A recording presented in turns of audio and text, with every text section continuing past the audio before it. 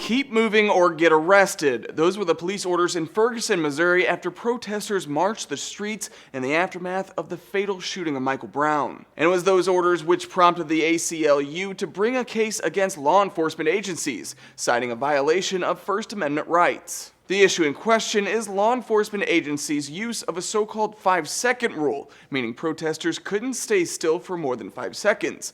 In other instances, protesters were forced to just walk slowly instead of staying put. Police say it was a tactic for enforcing Missouri's refusal to disperse statute, which says a person can be arrested when refusing to obey orders while present at the scene of an unlawful assembly or at the scene of a riot. But it turns out the statute doesn't apply to peaceful protests, at least not according to one federal judge. The judge's ruling reads, "The Keep Moving policy prohibited citizens from peacefully assembling on the public sidewalks. Although the state has a valid interest in maintaining order on its streets and sidewalks and in preventing violence by crowds, this interest is not sufficient to apply such a blanket rule to people assembling peacefully. Even so, when it comes to regulating expressions of free speech, it should be noted the government can restrict the time, place, and the manner of protests, and the court ruling only applies to the Keep Moving rule." Police tactics involving tear gas and pepper spray to disperse protesters have largely been labeled as an excessive use of force by the public,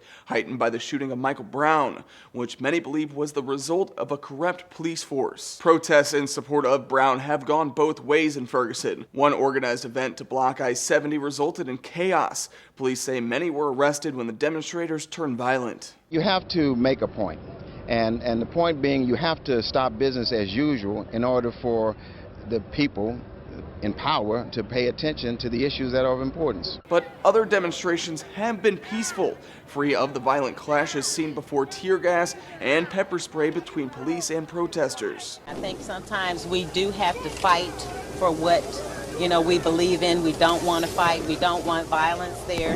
You don't necessarily need violence, but you do need to be heard. Both the city of Ferguson and the Ferguson Police Department have not commented on the recent ruling. The Missouri State Highway Patrol did say the ruling allows both the protesters to exercise their right to peacefully assemble while also allowing police officers to appropriately protect the public. For Newsy, I'm Matt Moreno.